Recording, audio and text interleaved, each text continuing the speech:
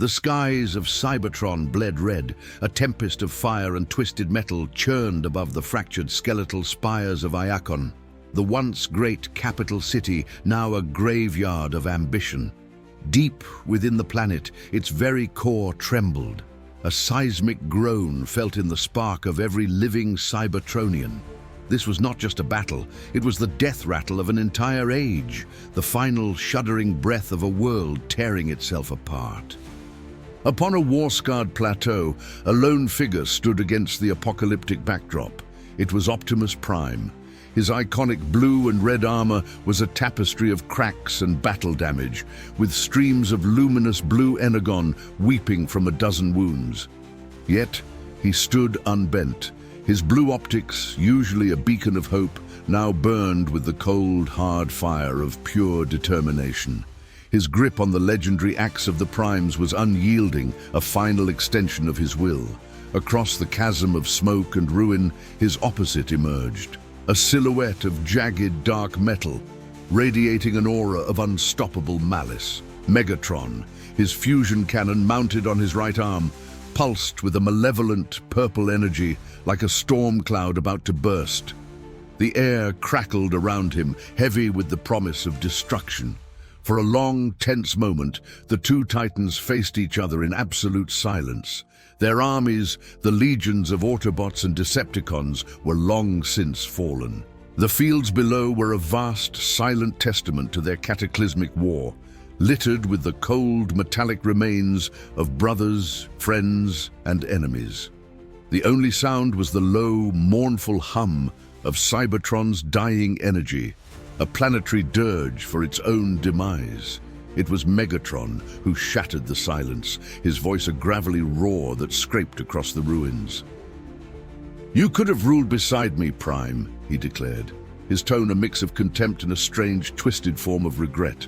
"Together, we could have forged a new Cybertron from the ashes of the old, a civilization of strength, not of weakness." Optimus's voice, though strained, was firm, resonant with the conviction that had defined him for eons. "Freedom is never weakness, Megatron," he countered, his gaze unwavering, "and strength without compassion is tyranny. You haven't forged anything. You've turned our home into a tomb." Megatron's crimson optics flared with a sudden violent rage. The pretense of debate was over. "Then let it be our tomb," he roared, his voice echoing across the desolation, and with that final damning proclamation, he charged. The ground itself shattered as the two colossi collided. Steel screamed against steel in a cataclysmic impact that sent shockwaves rippling through the air. Optimus, with surprising agility for his size, swung the axe of the Primes in a shimmering arc. The energized blade bit deep into Megatron's shoulder, shearing off a chunk of his armor and sending a shower of sparks into the toxic air. Megatron barely flinched. He roared not in pain, but in fury, and answered with a brutal counterattack. He drove his massive fist directly into Optimus's chest plate.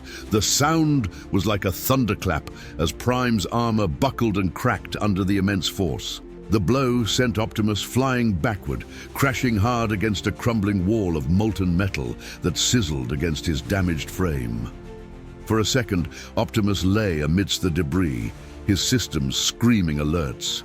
But his spark, though flickering, refused to be extinguished. With a surge of adrenaline and defiance, he pushed himself back to his feet, his spirit unbroken. He launched himself forward, a blue and red blur of righteous fury, slamming into Megatron with a powerful shoulder strike that staggered the Decepticon leader. He followed through immediately, a swift, decisive slash with his axe that tore a grievous wound across Megatron's chest, right over his spark chamber. Sparks erupted from the gash as vital systems short-circuited. Megatron cried out, a strangled sound of shock and pain, and fell to one knee. His fusion cannon drooped, its light sputtering. For a fleeting moment, as Optimus stood over his kneeling foe, he thought it was over. He thought that after all the centuries of war, peace was finally within reach.